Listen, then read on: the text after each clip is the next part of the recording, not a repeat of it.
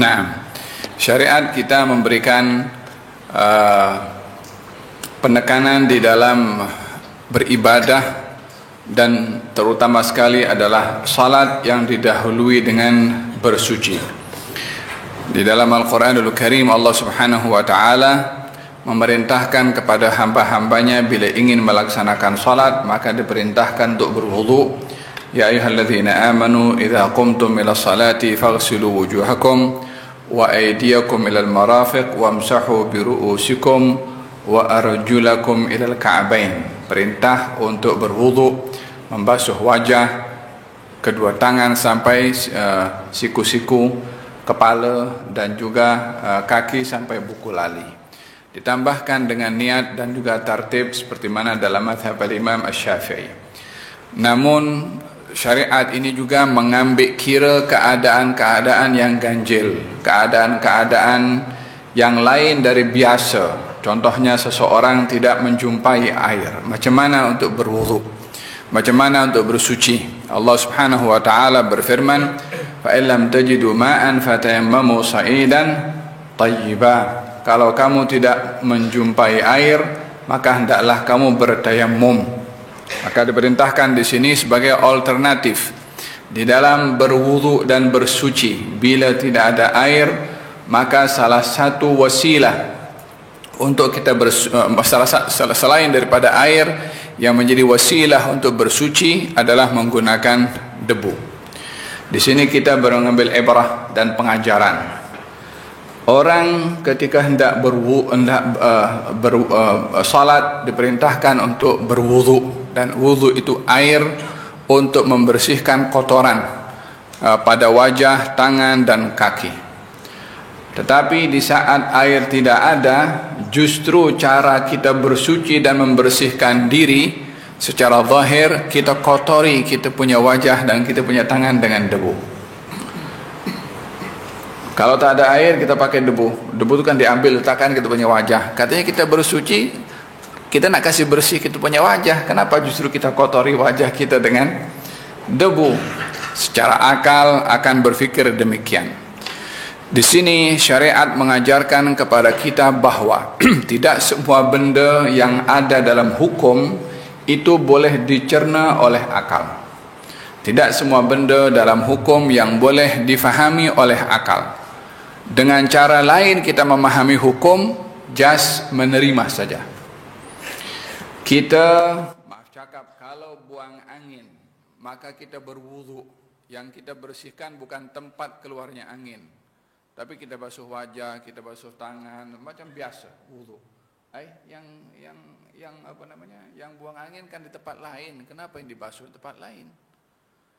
Dalam hal ini syariat mengajarkan kepada kita bahwasanya tidak semua hukum hakam di dalam syariat Islam itu boleh dicerna dan difahami oleh akal. Kita tawaf daripada Hajar Aswad, kenapa bukan daripada rukun Yamani? Kenapa bukan daripada rukun Syami atau rukun Iraqi?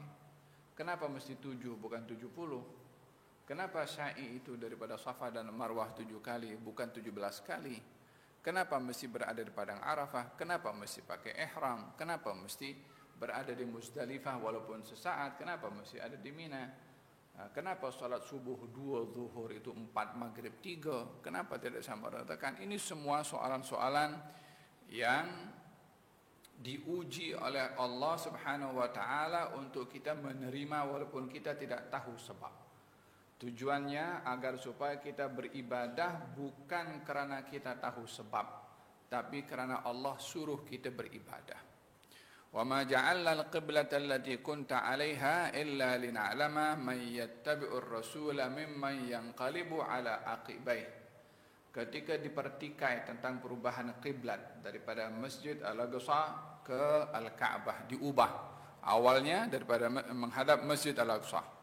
Setelah Nabi berhijrah ke Madinah 17 bulan, dan tepatnya di bulan Rajab yang kita sedang berada saat ini, bulan Rajab turun ayat kepada Nabi yang merubah arah kiblat daripada menghadap ke Masjid Al-Aqsa untuk menghadap ke Al-Ka'bah Al-Musyarrafah.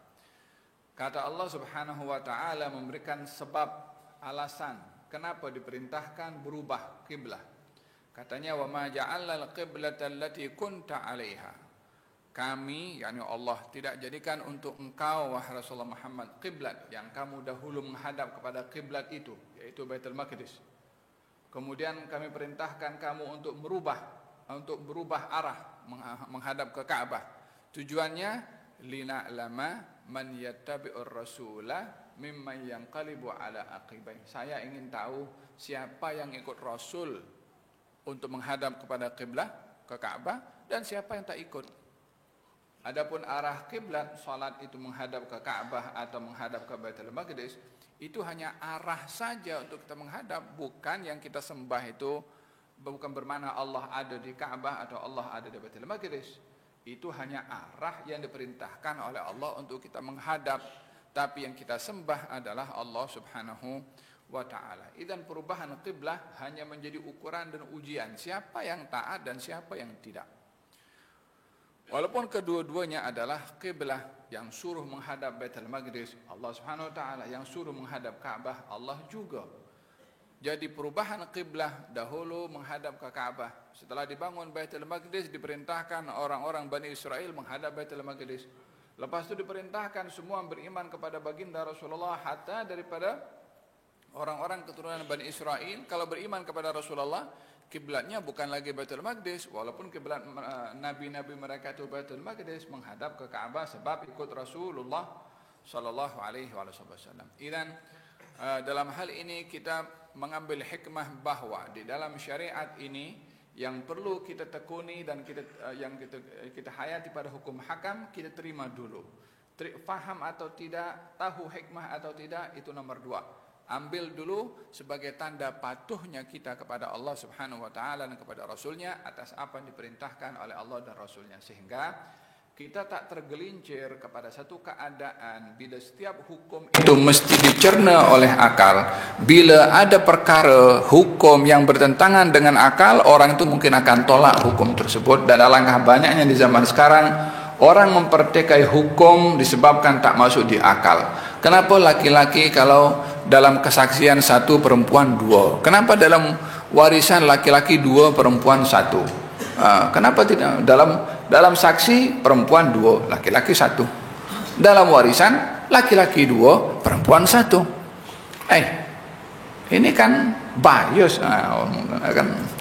Bila hukum berbicara demikian, pastinya ada hikmah. Imma kita tahu atau kita tidak tahu. Yang pertama, kita terima dulu hukum itu sebagai dasar dari Allah Subhanahu wa ta'ala untuk kita terima.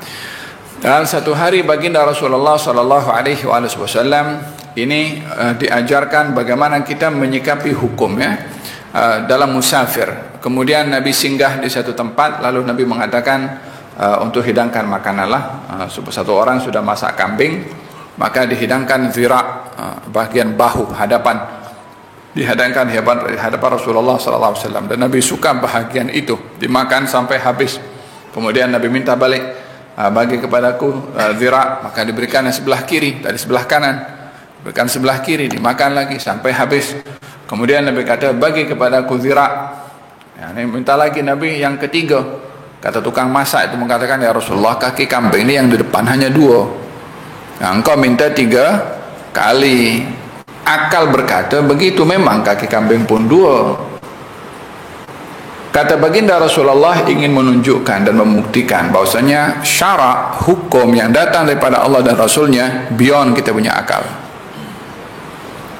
Bukan kita menimbang hukum, tapi kita menerima dan mencari hikmah hukum. Kata Nabi mengatakan, kalau kamu diam, ambil saja itu daging daripada periuk yang kamu masak, kamu akan jumpa itu paha kambing selagi aku minta. Bukan Nabi mengatakan boleh 3, selagi aku minta. Kalau minta 10, 10 dapat. Dari mana jangan tanya. Ini yang meminta itu sumber wahyu, sumber hukum Rasulullah, yang tidak boleh diukur perbuatannya itu dengan akal fikiran belaka, ya. Jadi ketika diperintahkan untuk bertayamum, secara zahirnya tayamum itu mengotori kita punya muka, padahal kita dimaksudkan adalah untuk bersuci. Dalam hal ini kita hanya sami'na wa ata'na, kita terima dan kita patuh atas apa yang perintahkan oleh Allah Subhanahu wa taala. Katanya kalau kamu tidak menjumpai tidak dapat menggunakan air atau tidak menjumpai air, maka hendaklah kamu mencari dulu. Kita kalau dalam hukum fiqh ada dibahaskan secara terperinci.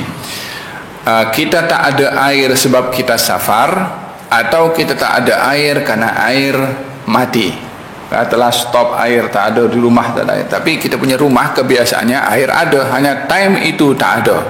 Situasi seperti ini beza dengan kalau kita bermusafir tak jumpa air, hanya ada air untuk minum sahaja. Di rumah kalau tak ada air kita bertayamum, ketika bermusafir kita tak ada air juga bertayamum. Cuma kalau kita berada di rumah yang kebiasaannya air ada lalu tak ada kita bertayamum, bila air ada kita kena qadha kita punya salat. Tapi kalau kita bermusafir dan kita bertayamum di perjalanan dan kita salat dengan tayamum, tak perlu kita qadha. Apa bezanya? Di rumah selalunya air ada. Jadi ketika tak ada itu adalah keadaan yang ganjil, tak ada air. Tapi kalau di safar justru ada air itu ganjil. Biasanya di tengah-tengah perjalanan mana ada air. Jadi kalau tak jumpa air di perjalanan perkara yang wajar, maka dalam hal ini tak perlu mengqadha salat bila dalam bermusafir tak ada air lalu kita bertayamum. Ini dua keadaan yang berbeza, sama-sama bertayamum hanya dalam kondisi yang berbeza antara di rumah atau dalam keadaan safar. Katanya kalau kamu dalam keadaan tidak mendapati air, maka carilah terlebih dahulu. Jangan mudah terus aja tayamum je. Kena cari dulu. Atau air ada, tapi kamu tak boleh menggunakannya sebab sakit. Dan pastikan sakitnya, jangan sakit flu tak boleh pakai air. Tanya flu je. Air atau sakit yang kata dokter yang mengatakan tak boleh kena air. Kalau kena air maka akan berbahaya. Maka dalam hal ini nasihat dokter menjadi alasan yang kuat untuk kita boleh menggunakan debu untuk bertayamum kerana tidak boleh kena air karena sakit. Au limani mil usul, atau airnya ada tapi ada di hadapan yang kena kita menyeberang, yang kalau menyeberang tak ada kemudahan untuk kita menyeberangi. Atau ada khawatir ada binatang buas, keselamatan kita tak boleh dijamin karena mungkin tempat itu kawasan banyak ular atau banyak binatang buas contohnya. Maka dalam hal ini seseorang itu walaupun nampak air ada tapi nak pergi sana tak boleh sampai, atau air ada nak pergi sana boleh berbahaya, boleh mudarat, maka dalam hal ini boleh menggunakan debu. Hikmah yang perlu kita ambil daripada sini adalah fiqhul awlawiyat. Fiqhul awlawiyat, fiqh priority. Mana yang patut kita dahulukan dalam hukum syarak ini?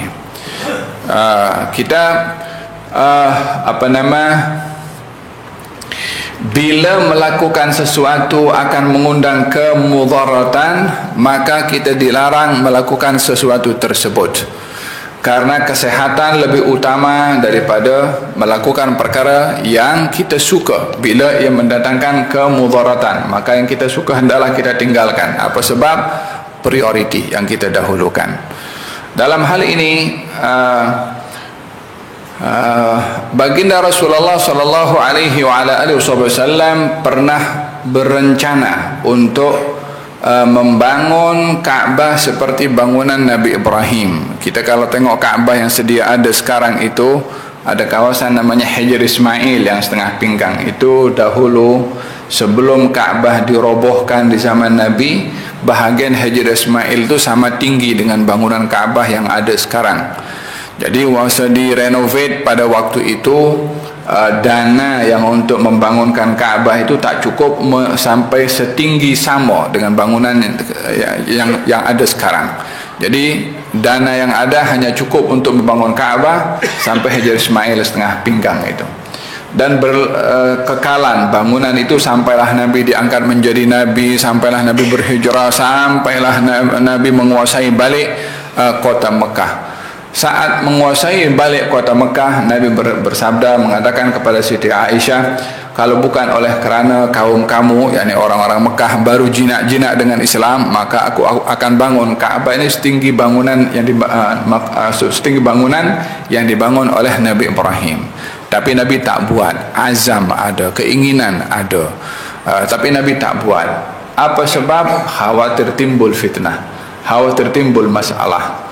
Walaupun membangun Ka'bah tadi adalah bagus, baik, karena ingin menjaga bangunan asal yang dibangun oleh Nabi Ibrahim yang tak dapat disempurnakan ketika di zaman jahiliyah, dibangun oleh orang-orang Quraisy. Ingin menyempurnakannya satu hal yang baik, tetapi karena risau ada perkara buruk akan terjadi, fitnah akan terjadi, orang-orang Quraisy tidak terima, mungkin akan berlaku perbalahan, maka di sini Nabi tidak meneruskan hasratnya untuk membangun. Apa sebab? Fiqhul awlawiyat, fiqh priority. Jadikan ini sebagai satu pegangan kita dalam kehidupan ini. Tengok apa yang priority, bukan apa saja yang kita suka, tapi timbang resiko daripada apa yang ingin kita lakukan. Katanya ini kalau dia pergi mengambil air, satu hal yang dia nak berwudu, tapi dia boleh binasa, mungkin ada binatang, boleh mudarat. Dalam hal ini, wala tulqu bi'aidikum ila at-tahlukah, janganlah kamu campakkan diri kamu kepada hal yang boleh membinasakan kamu. Ada beberapa hal yang disebutkan oleh Al-Imam Al-Ghazali. Katanya kalau kamu dalam keadaan sakit atau tak boleh sampai pergi air, baik itu karena ada halangan atau ada binatang buas yang boleh memudaratkan kepada kamu, atau air ada tapi air itu hanya boleh digunakan untuk minum. Kalau digunakan untuk wudu, maka habislah air itu, kamu tak boleh minum. Ini pun juga fiqh priority. Minum untuk sambung hidup, untuk dia sehat, untuk dia cergas. Kalau digunakan untuk wudu, habis, tak minum apa nanti? Boleh haus, boleh lemah, boleh tak berdaya. Ini juga mendahulukan yang lebih penting berbandingkan kepada yang penting. Katanya kalau air ada tetapi air diperlukan untuk minum, maka keperluan untuk minum lebih utama daripada digunakan untuk berwudu. Sebab wudu itu dengan air kalau tak boleh, boleh dengan debu. Tapi kalau nak minum air tak ada, takkan nak minum dengan debu, tak boleh juga kan. Jadi mana yang lebih diutamakan adalah keperluan kepada tubuh badan untuk minum air karena tak ada alternatif. Auli adsy rafiqika, atau kamu tidak haus, yang haus teman safar kamu. Kita bersafir 2 orang 3 orang, airnya ada, saya tak haus tapi teman saya haus, maka dalam hal ini diutamakan teman berbandingkan air itu digunakan untuk berwudu walaupun air itu saya punya, maka didahulukan nyawa orang. Ada beberapa asbab. Au milkan li ghairik wa lam yuba' illa bi akthar min thamanil mithil, atau air kita tak ada tapi ada orang jual mineral water 1 liter dijual RM1.000 contoh, maka dalam hal ini jualnya dengan harga yang melambung mahal, berlebih-lebihan. Hatta kita mampu, tapi dalam hal ini kita tidak wajib untuk membelinya, disebabkan oleh kerana menjualnya dengan harga yang melambung dan berlebih-lebihan. Tapi adakah salah kalau membeli? Tidak salah. Tapi adakah wajib? Tidak juga. Walaupun dia dalam keadaan mampu, disebabkan oleh kerana berlebih-lebihan dalam menjual harga air tersebut. Aw kana bika jirahatun aw marad takhafu minhu ala nafsik, atau ada luka pada diri kamu yang kalau kamu gunakan air dan mengenai kepada luka boleh membahayakan. Ini beberapa asbab yang membolehkan seseorang bertayamum.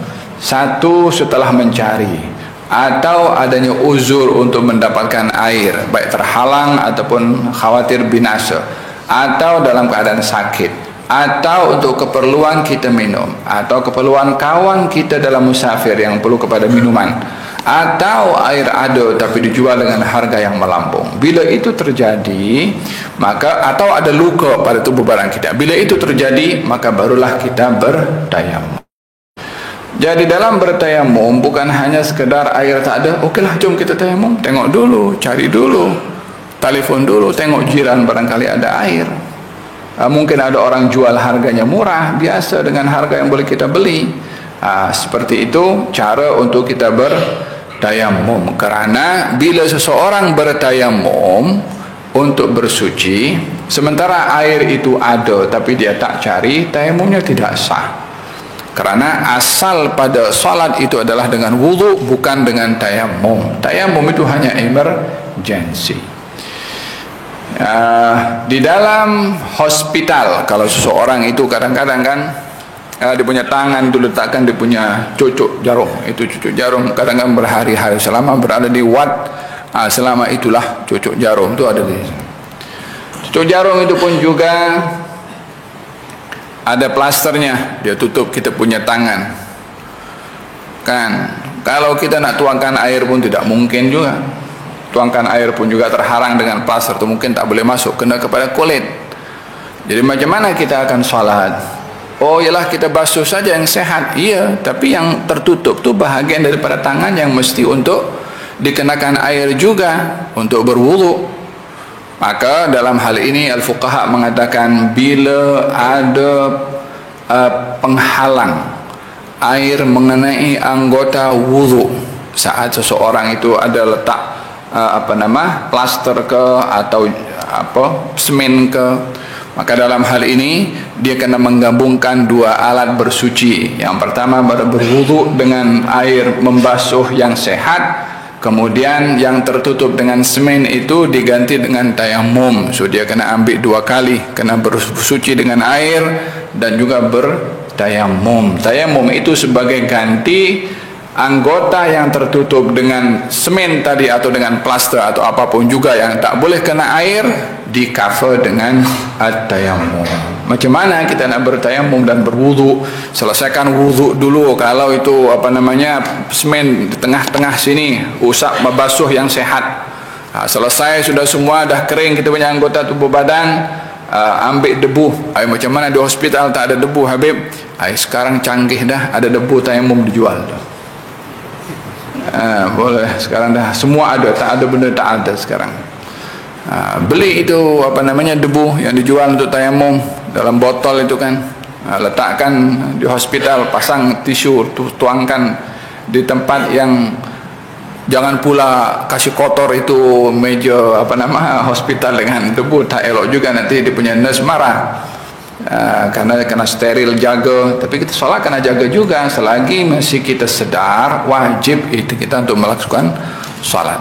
Tuangkan itu debu di tempat yang kita boleh bersihkan semula, bertayamumlah. Maka dalam hal ini tak ada excuse untuk meninggalkan sembahyang karena tidak ada air. Tak ada air boleh tayamum, tak ada debu untuk bertayamum, atau tak boleh kena debu, solat hormat waktu, nanti qada. Fasbir hatta yadkhula waqtul fariḍah. Kalau sudah semua sebab untuk mendapatkan air itu tidak boleh, maka tunggulah kamu sebelum bertayamum sehingga waktu solat fardu masuk. Maknanya tak boleh seseorang bertayamum untuk solat fardu sebelum masuk waktu solat fardu. Nak solat isya tayamumnya waktu maghrib, tak boleh. Kena tunggu waktu isya masuk barulah ia bertayamum. Nak solat zuhur tunggu waktu zuhur masuk. Nak solat subuh tunggu waktu subuh masuk. Kalau bertayamum sebelum masuk waktu, tayamumnya hanya boleh untuk melakukan solat-solat apa saja selain daripada solat fardu yang ia akan lakukan pada saat waktu itu baru masuk. Dia ingin bertayamum selepas maghrib. Untuk solat ba'datul maghrib silahkan. Nak pegang Quran silahkan. Nak solat sunnah silahkan. Nak solat tahiyatul masjid silahkan. Adzan isya. Nak solat isya dengan tayamum di waktu maghrib tak boleh, kena tayamum balik. Hatta yadkhula waktul fariḍah. Janganlah kamu bertayamum sehingga waktu solat fardu sudah masuk. Thumma qsid sa'idan tayyiban. Maka hendaklah kamu menuju ke debu yang suci. Di sini debunya mesti dipastikan debu yang suci, bukan debu yang kena najis atau debu diambil daripada tempat najis. Maka debu yang diambil daripada tempat yang najis, maka debunya pun najis. Debu yang najis tidak boleh digunakan untuk bertayamum. alaihi turab khalis tahir layyin, katanya debunya itu bersih, suci dan juga layyin. Layyin debunya itu lembut. Jangan menggunakan debu yang kasar, apa sebab? Karena kalau debu kasar kita usap pada wajah, nanti wajah kita boleh jadi calar, lagipun ini kulit sensitif. Oleh sebab itu kalau kita bertayamum, digalakkan setelah kita mengambil debu itu kena tepuk macam ni, supaya yang kasar tu jatuh. Ini pun juga hikmah yang perlu kita ambil, bagaimana syariat ini tidak membenarkan seseorang itu menyusahkan kepada dirinya sendiri sehingga calar pun pada wajah tidak diperbolehkan, karena ini adalah ciptaan Tuhan. Dalam Al-Quran Al-Karim Allah berfirman, huwallazi khalaqakum huwallazi khalaqas samawati wal ard wa sawwarakum bil haqqi wa sawwarakum fa ahsana suwarakum wa ilaihil masir. Dialah Allah yang menciptakan langit dan bumi dengan benar, dan dia juga yang melukis kamu. Wa sawwarakum fa ahsana suwarakum. Dia Allah yang melukis kamu, menggambar kamu, dan dicantikkan gambar kamu itu, kata Allah Subhanahu wa taala. Maka dalam hal ini tidak boleh. Oleh sebab itu kenapa kita dilarang untuk merubah kita apa yang dicipta oleh Allah Subhanahu wa taala pada kita punya wajah. Kenapa tak boleh kita merubah kita punya bulu kening ini kan? Masalah gigi pun ada pembahasan di dalam fiqh. Apa sebabnya? Sebab macam inilah dicipta oleh Allah Subhanahu wa taala, yang perlu kita syukuri bentuk lukisan yang sudah dilukis oleh Allah Subhanahu wa taala, digambar oleh Allah taala pada makhluk-makhluk yang berbeza pada wajah dan juga pada bentuknya. Kemudian katanya fadrib alaihi bikaffayka dhamman baina asabi'ik, hendaklah kamu memukul debu itu dalam keadaan kamu menggenggam kedua jari-jarimu. Yani cara kita bertayamum ini, debu yang ada mestilah kita ambil dan kita pindah dari satu tempat ke wajah kita. Kalau debu itu di dinding, kita kena letakkan tangan kita di dinding. Kalau debu itu kita tuangkan macam debu yang kita beli tadi, diletakkan di satu tempat itu kita ambil dengan kedua tangan kita, itu pun juga bahagian daripada memindahkan debu. Yang tak elok dan tak boleh itu adalah kalau debu dituangkan kepada kita macam ni, kemudian kita gosok, yang itu tidak diperbolehkan. Sebab yang itu bukan kita mengambil debu, itu namanya kita tuangkan debu. Yang ambil dengan kedua tangan kita, diambil, dipindahkan. Itu wajibnya untuk orang bertayamum. Jadi beza, kalau air kita boleh tuang seperti ini lalu kita gosok, tapi kalau debu kita kena mesti ambil dan kita pindah ke wajah kita. Faham dong untuk perbedaan debu dengan air saat berwudu, saat bersuci. Kata Imam Al-Ghazali mengatakan, katanya fadrib alaika, maka pindahlah debu itu, ya tuangkan. Kalau itu pakai, kalau debu itu macam kita di luar, di rumah atau tepi jalan, senanglah, itu tepi jalan semuanya banyak debu. Kita hanya tepuk dengan kedua tangan kita, diiringi dengan niat, diiringi dengan niat. Katanya dhamman baina asabi'ik, jari jemarinya dalam keadaan rapat seperti ini, bukan terbuka tapi rapat. Bila ingin memindahkan debu untuk mengusap wajah kita, nawaitu tayammum listibahati fardhis shalah, bersamaan antara niat dan kita memindahkan debu daripada tempatnya ke wajah kita. Nawaitu tayammum listibahati fardhis shalah, yani seniat itu dengan mengambil debu sampai ke wajah, itu diiringi antara memindah dan juga meletakkan debu ke wajah. Mana bahagian wajahnya adalah daripada tempat tumbuhnya rambut bahagian atas sampai tempat tumbuhnya gigi bahagian bawah, daripada telinga, ujung telinga sampai ujung telinga. Dalam kita bertayamum, tak semestinya kita sama dengan menggunakan air. Kalau air kita letakkan wajah dan kita boleh gosok sampai mungkin berkali-kali. Kalau debu cukup kita letakkan daripada atas kita gosok tanpa tangan kita dipisahkan daripada wajah. dengan lembut dan tak payah gosok macam kuat-kuat macam tu nak kasih masuk daripada janggut ke, warna kita punya bulu kening ke, biasa saja, macam kita usap biasa saja. Yakin pada usapan itu telapak tangan kita yang ada debu mengenai kepada seluruh anggota bahagian di wajah tanpa memberatkan diri untuk menggosok pada bahagian kumis, kemisai ke, atau pada bulu kening ke dan lain sebagainya. Marratan wahidah, hanya sekali sahaja dengan kedua telapak tangan kita membasuh sekali pada wajah. La ilaha illallah. Wala tatakallafu isal al-ghubar. Jangan kamu berlebihan untuk memaksa debu itu masuk ke bahagian rambut kamu yang ada di wajah. Tak perlu seperti itu.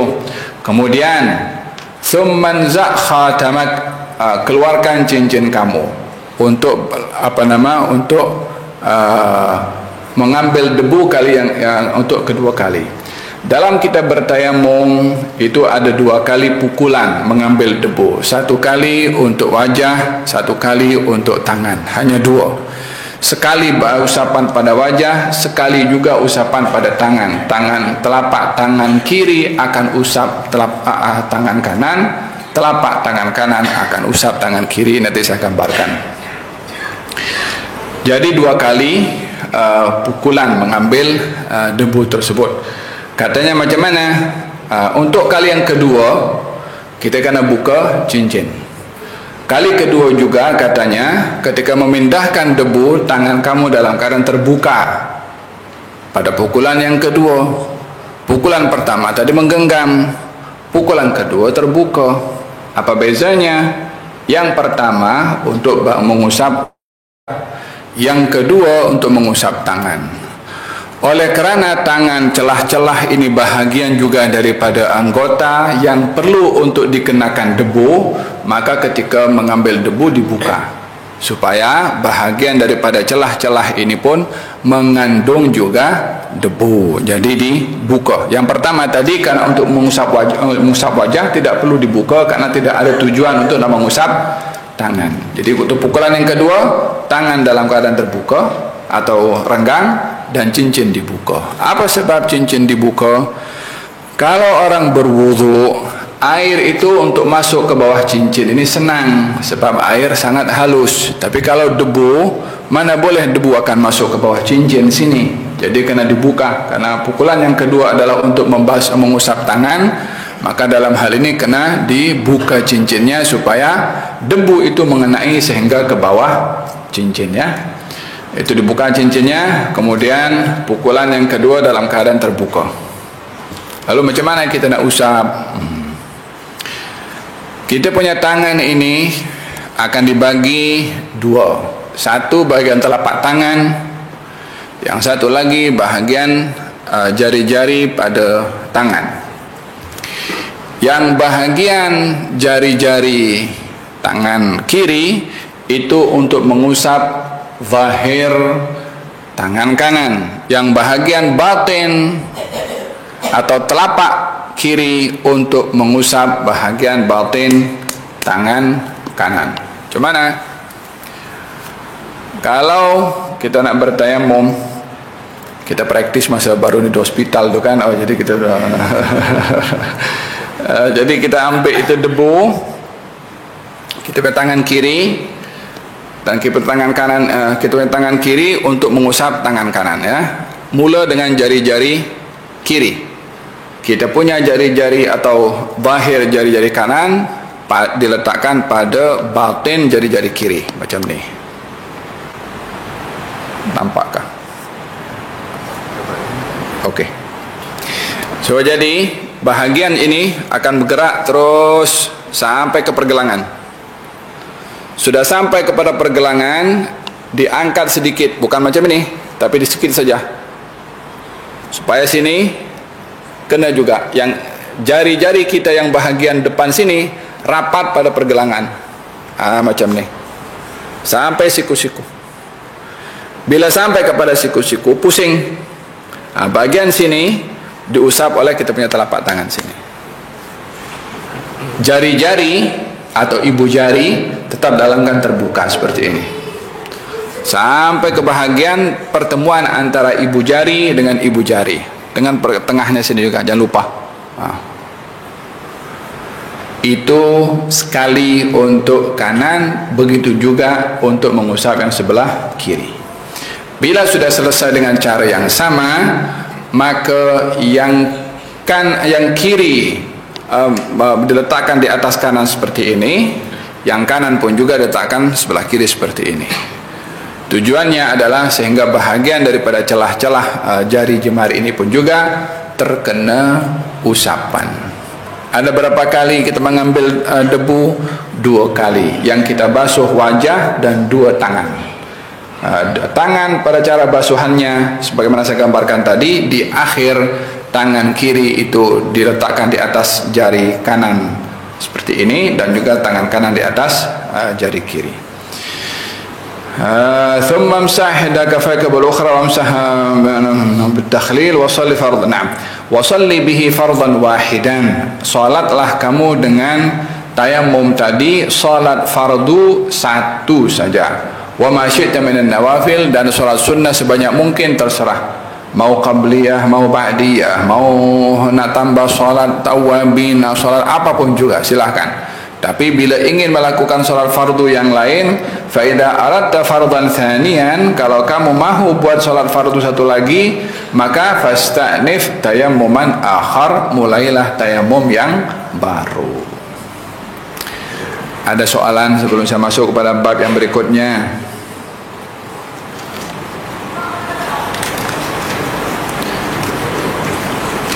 Gerak. Nak tanyakan, nak baca? Bismillah. Assalamualaikum warahmatullahi wabarakatuh. Bagi pesakit yang kena hilang infection, yang mana pesakit ditutup dengan alat pembatan dan muka tidak boleh dibuka, dan orang tidak boleh mendekati pesakit tersebut, bagaimana nak mengambil wudu atau bertayamum? Pesakit itu wajahnya ditutup secara keseluruhan, tangannya. Kalau tangan masih terbuka, maka si pesakit itu boleh menggunakan debu oleh dokter, tak ada masalah menggunakan debu. Digunakan debu itu atau kena air boleh atau tidak? Saya bagi penjelasan seperti ini. Jika yang ditutup itu mukanya, soalannya adalah adakah dia boleh menggunakan air oleh dokter atau tidak? Jika boleh, maka dia basuh anggota badan yang sehat. Pada yang wajib wudu. Apa saja kalau wajah tak boleh, maka yang wajib kena adalah tangan, kepala dan juga kaki. Bila selesai, maka wajah tadi di cover dengan tayamum. Kena tayamum juga. Air tayamum pun tak boleh kena muka. Macam mana? Sama juga. Pada saat wudhu tadi membasuh muka tak kena kulit, maka kain yang menutupnya itulah diusap pada kain tersebut. Ketika bertayamum pun sama juga. Yang diusap adalah di atas kain yang menutup wajahnya. Bila sudah selesai dan menggabungkan daripada 2 alat bersuci, air dengan tayamum, maka silahkan dia untuk melakukan solat fardu. Bila melakukan solat fardu dan solat sunnah sebanyak mungkin. Bila ingin solat fardu lagi, dia kena tayamum sekali lagi. Nah, yang menjadi keutamaan bila alat yang menutup itu pada wajah dan tangan, sebab wajah dan tangan ini juga anggota tayamum selain daripada anggota wudu. Bila ada penutup yang menghalang air kena kepada wajah dan tangan, disitulah kita diperintahkan untuk menggabungkan 2 alat bersuci, yaitu tayamum, yaitu wudu dan juga tayamum. Basuh yang sehat, yang tertutup dengan semen atau lainnya, di cover dengan tayamum. Nah, ada lagi yang bertanya? Fadhal. Satu lagi soalan dalam FB Live, kalau solat jamaah ketika musafir, tayamum sekali atau 2 kali juga. Jadi dia kena prepare untuk dia mudah bertayamum untuk solat yang kedua, disebabkan oleh kerana antara solat pertama dengan solat kedua dalam jamak tidak boleh ada jarak yang lama. Lama itu maksudnya masa 2 rakaat salat yang kita perlukan tak boleh masa itu lebih daripada itu untuk melakukan solat jamak. Jadi kalau dia solatnya di sini, nak tayamumnya 1 kilometer di sana, tak dia kena tunggu waktu yang akan waktu solat yang berikutnya bila tiba bertayamum sekali lagi. Ada yang mau tanya lagi? Allah, gerak. Bismillah. Nak adzan dulu sekejap katanya. Nak adzan sekejap. Nak adzan sekejap katanya.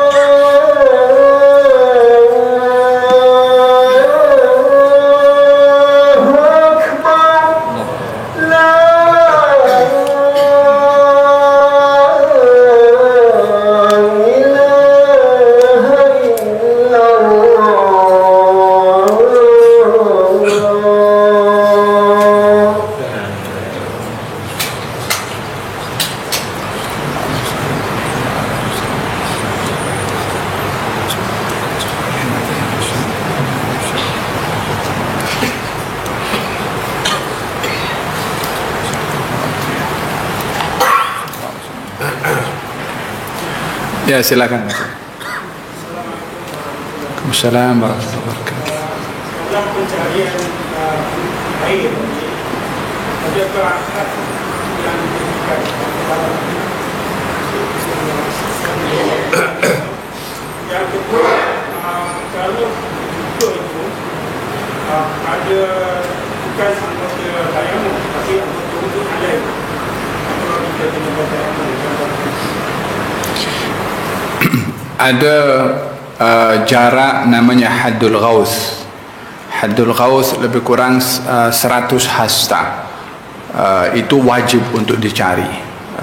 Ada namanya haddul al-bu'd. Haddul bu'd yang lebih daripada 100 hasta atau sampai kepada rasanya sampai 300 hasta lebih kurang. Itu haddul bu'd atau yang jauh. Bila jaraknya dekat, yang kita yakin atau kita tak yakin, kita kena pergi cari juga. Tapi kalau lebih daripada 100 hasta tadi, kita tak yakin, kita tak wajib untuk mencari. Tapi kalau kita yakin, kita kena pergi ke tempat itu walaupun lebih daripada 100 hasta. Ini upaya untuk kita mencari air dalam kondisi tidak mendapati air. Adapun pertanyaan yang kedua berkenaan dengan kalau luka itu ada pada selain anggota tayamum, adanya pada anggota yang lain, pada anggota wudu, katalah pada kaki, pada jari-jari contohnya, jari-jari kaki. Kalau jari-jari di kaki atau bahagian kaki sampai buku lali ada semen yang menutup anggota wudu pada kaki, dilihat terlebih dahulu. Adakah semen itu ketika diletakkan dalam keadaan orang itu berwudu atau tidak? Yang kedua, semen yang diletakkan itu melebihi daripada batasan luka atau tidak? Ahli fiqh mengatakan bahawa kalau penutup kepada luka di kaki diletakkan dalam keadaan si orang itu dalam keadaan bersuci, dan luka atau penutup luka itu tidak mengambil banyak space lebih daripada lukanya, maka dalam hal ini tetap dia wajib untuk menggabungkan wudu dengan tayamum, salat tanpa dia mengqadha kalau sudah sehat daripada lukanya. Tapi jika diletakkan penutup itu pada luka melebihi daripada saiz keperluan, lukanya sebesar ini, tapi yang alat atau kain yang membalutnya seluruh kaki dibalut, lukanya sikit tapi dibalut semua. Di sini dia tetap menggabungkan dua, wudu dengan tayamum, dia wajib qadha sebab lukanya kecil, balutannya itu lebih daripada keperluannya. Tetapi jika luka itu pada kaki dan balutan itu membalut kepada luka dalam keadaan dia tidak bersuci dan mengambil space yang lebih, dia tetap wajib bertayamum dan berwudu, wajib untuk qadha kalau dia sudah sehat.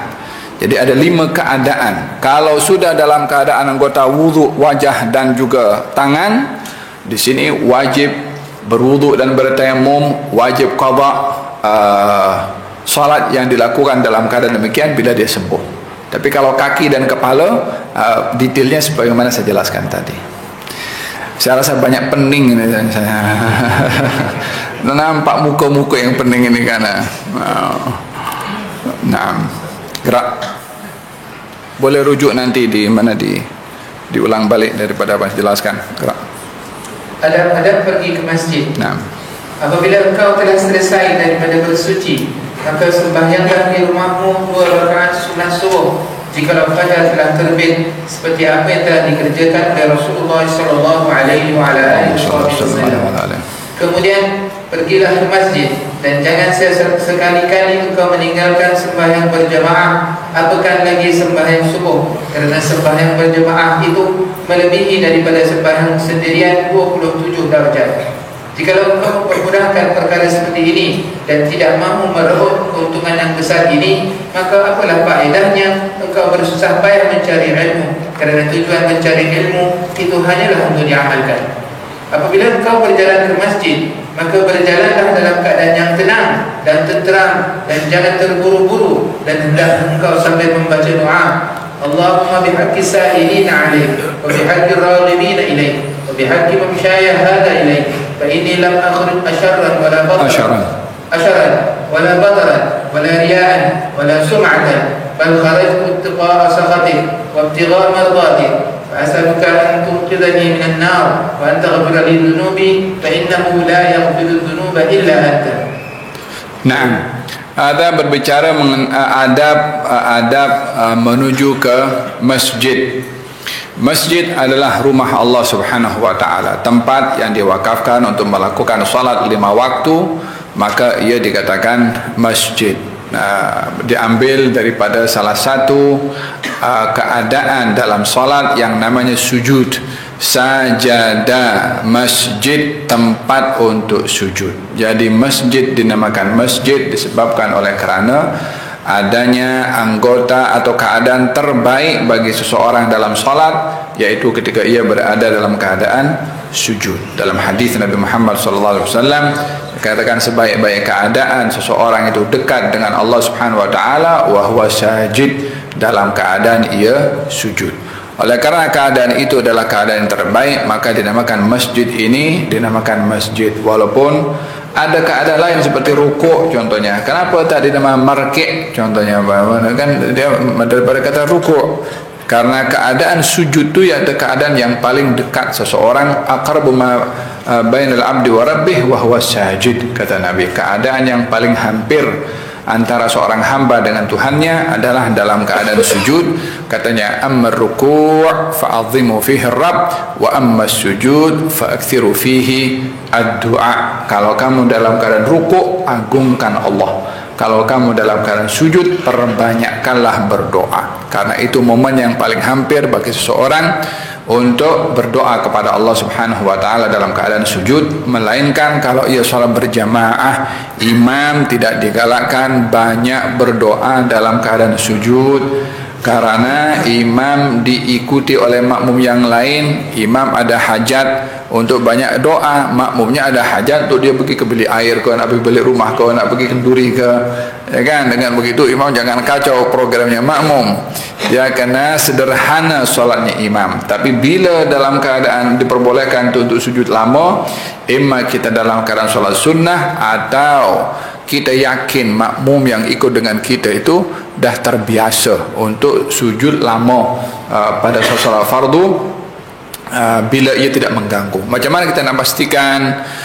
Kalau surau atau masjid yang publik ini susah kita nak pastikan, karena yang datang bukan kita punya ahli qarya saja, mungkin orang luar. Tapi yang boleh kita pastikan, kalau di madrasah contohnya, kita semua anak murid kita semua sudah terbiasa untuk salat itu dengan bacaan yang panjang ke dengan sujud yang agak panjang sikit, yang seperti itu kita sudah kenal pasti keadaan makmumnya itu tak ada masalah.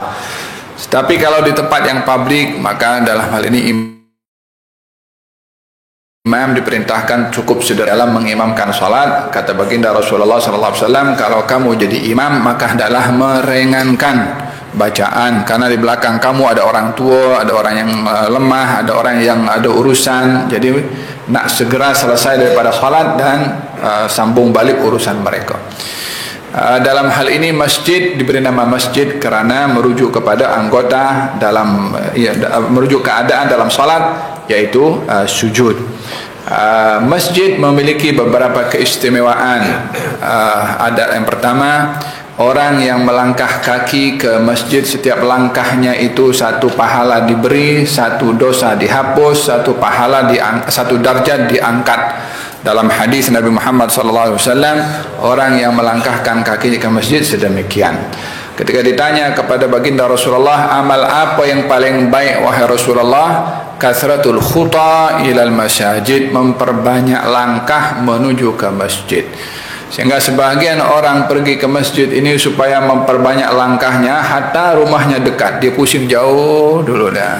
Tujuannya adalah untuk mendapatkan langkah kaki yang banyak, karena setiap langkah itu diberi pahala oleh Allah Subhanahu wa taala.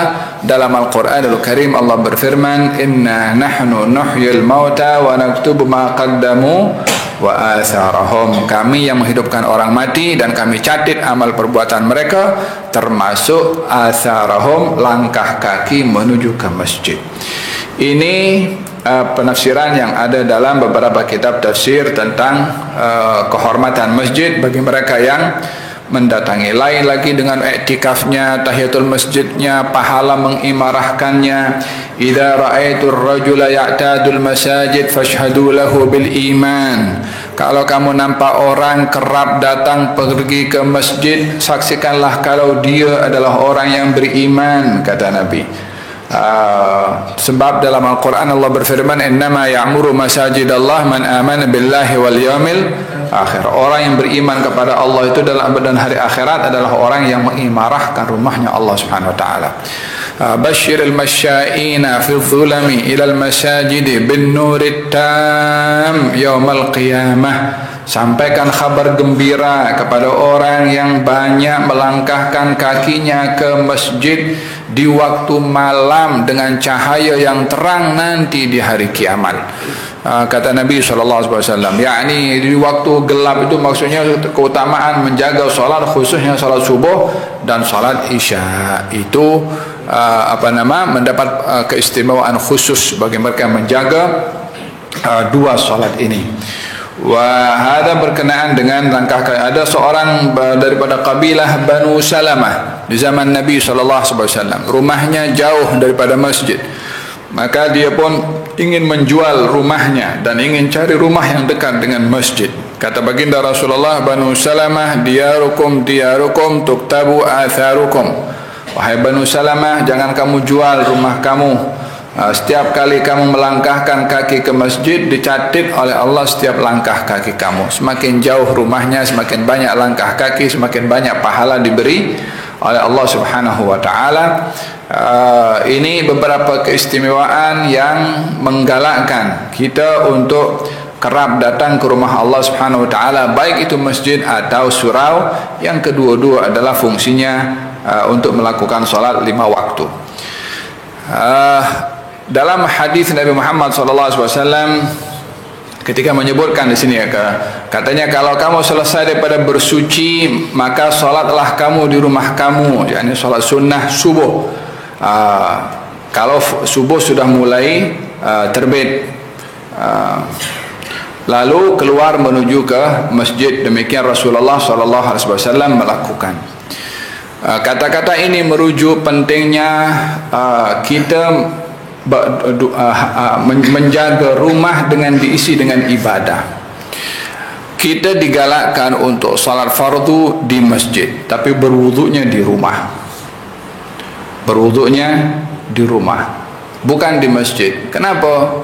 Sebab kalau wuduk di rumah, langkah kaki kita ke masjid, kita dikira dalam keadaan kita bersuci. Apa-apa berlaku kepada kita di jalan, kita dalam keadaan suci.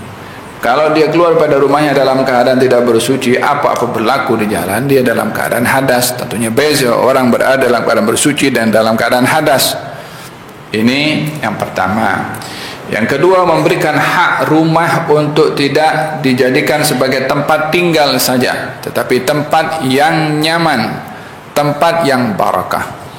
Sebagai muslim, kita tidak boleh hanya melihat, memandang kepada rumah hanya keperluan untuk tidur, berteduh dan nampak indah pada zahirnya, tanpa kita mencari barakah pada rumah. Beza rumah barakah dengan rumah yang tidak barakah. Barakah rumah bukan dilihat pada luasnya, tapi pada aktiviti ibadah yang ada dalam rumah. Baginda Rasulullah bersabda, kalau kamu masuk rumah kamu, ucapkan salam, karena itu membawa barakah kepada semua yang ada dalam rumah. Salam itu memberi keberkatan kepada rumah yang kita duduk di situ. Bila rumah itu berkat, maka semua yang ada dalam rumah berkat. Makanannya berkat, waktunya berkat, hubungan suami istrinya berkat, orang tua dengan anaknya berkat, adik beradiknya pun juga berkat. Apa sebab? Namanya rumah itu diberkati, ya semuanya yang ada di dalam berkat. Tapi kalau rumah itu tak ada barakah, maka seindah manapun juga tetap rumah itu suram. Baginda Rasulullah SAW bersabda, la taj'alu buyutakum kubura. Kamu jangan jadikan rumah kamu itu kubur. Macam mana rumah kubur? Digambarkan oleh Nabi, rumah itu boleh jadi kubur. Kalau kita nampak kubur itu nampak kotor, kubur itu nampak tanah, kubur itu nampak gelap, kubur itu menakutkan, kubur itu sunyi. Itulah yang berlaku kepada rumah kalau rumah tidak ada aktiviti ibadah. Dia gelap walaupun lampunya tak pernah padam. Dia sunyi walaupun sebanyak mana yang ada dalam rumah itu. Tak ada nyaman, tak ada selesa. Faham tak? La taj'alu buyutakum qubura. Kamu jangan jadikan rumah kamu seperti kubur. Al-baitul ladzi yuqra fihi al-Qur'an yatara'a li ahli as-sama' kama tatara'a an-nujum li ahli al-ard. Rumah yang dibaca di dalamnya Al-Qur'an akan nampak cahaya rumah itu oleh penghuni langit umpama nampaknya cahaya bintang oleh penghuni bumi. Kita nampak bintang, penduduk langit pun nampak rumah yang ada dibacakan Al-Quran, nampak cahayanya. Kalau tak ada bacaan Quran, tak ada ibadah, gelap rumah itu, malaikat tak nampak di atas. Ia adalah menjadi tumpuan dan perhatian malaikat. Pastinya di sini malaikat akan kenal, tentunya yang dikenali oleh malaikat adalah orang-orang yang baik, orang-orang yang barakah. Oleh sebab itu, Nabi bila ingin pergi ke masjid, salat sunnahnya itu di rumah dulu. Salat sunnahnya di rumah, lepas salat sunnah, baru Nabi akan pergi ke masjid untuk mengimamkan salat. Bila selesai daripada salat fardu, Nabi akan balik ke rumah untuk melakukan salat ba'diyah di dalam rumah. Afdalus salah ba'dal maktubah, afdal salatul rajul fi baitihi illa al-maktubah. Katanya sebaik-baik salat yang dilakukan oleh lelaki itu di rumahnya, kecuali salat fardu maka dia di masjid atau tepat salat 5 waktu. Perempuan sebaliknya. Wahakadha, dijadikan rumah menjadi tempat untuk kita berteduh dan rumah untuk kita nyaman dan barakah. Bila diisi di rumah itu kegiatan-kegiatan ibadah seperti Quranul Karim, membaca Quran, zikir dan juga salat sunnah yang dilakukan di rumah. Katanya baginda Rasulullah SAW melakukan demikian, yakni salat di sunnah di rumahnya, kemudian salat fardu di masjid. Kecuali kalau kita salat sunnah qabliyatus subhi di rumah, kemudian kita keluar, ini bila dah qamat dah, mungkin imam dah masuk rakaat yang kedua, maka kita terlambat, so kita terpaksa keluar lebih awal sebelum subuh. Jika kondisinya seperti itu, ya kita digalakkan untuk keluar ke masjid lebih awal dan salat qabliyahnya di masjid. Apa sebabnya? Khawatir terlepas dengan salat fardu daripada imam. Mungkin ada yang bertanya, masih bolehlah dapat rakaat yang kedua dengan imam. Kita salat sunnah di rumah, mana lebih baik? Kita salat sunnah di rumah, masih boleh dapat imam pada rakaat yang kedua salat subuh, atau kita keluar awal tak salat sunnah di rumah, salatnya di masjid tapi dapat takbiratul ihram dalam salat subuh bersama dengan imam. Yang afdal adalah salat subuh mendapatkan takbiratul ihram bersama dengan imam. Afdal dalam hadis kulli syai'in safwah wa safwatus salat at-takbiratul ula. Setiap sesuatu itu ada kesucian dan intipatinya. Intipati dalam salat adalah mendapatkan takbiratul ihram yang pertama bersama dengan imam. Ini beberapa hal terkait dengan melakukan salat fardu dengan kita keluar daripada rumah. Yang pertama, adabnya adalah berwudu di rumah. Lalu keluar daripada rumah, pastikan kaki yang kita gunakan keluar kaki kiri. Kemudian kita berjalan berdoa, bismillah, amantu billah, tawakkaltu ala Allah, wala hawla wala quwata illa billah. Dalam hadis katanya orang keluar daripada rumahnya kalau membaca bismillah tawakkaltu ala Allah wala hawla wala quwata illa billah, dikatakan kepada orang itu hudita wa kufita wa wuqita. Hudita, kamu diberi petunjuk. Wa kufita, kamu dicukupkan daripada segala bahaya. Wa kufita wa wuqita, kamu dijaga oleh Allah Subhanahu wa taala. Syaitan akan berkata satu dengan yang lain, macam mana nak kacau orang ini sementara dia sudah dijaga, dipelihara, ada bodyguard yang jaga kita. Bila keluar daripada rumahnya, bismillah, tawakkaltu ala Allah, wala haula wala quwata illa billah. Keluar daripada rumah, baca doa itu, dan doa yang ada dalam kitab ini, Allahumma nas'aluka bihaqqi sa'ilina alaik wa bihaqqi raghibina ilaik wa bihaqqi man syaa'a hada ilaik, sampai akhirnya. Wala tada' salat fil jamaah, jangan kamu tinggalkan salat berjamaah. Kata Syekh Al-Ghazali mengatakan, jangan kamu tinggalkan salat berjamaah, sebab salatul jamaah katanya salatul jamaah lebih baik daripada salat bersendirian sebanyak 27 derajat. Dalam hadis Nabi Muhammad sallallahu alaihi wa ala alihi wasallam dikatakan demikian. Nabi pernah mengancam, katanya, saya teringin ada seorang daripada kamu jadi imam di masjid, dan saya akan cari rumah orang-orang yang tak pergi ke masjid, saya bakar rumahnya, kata Nabi sallallahu alaihi wasallam.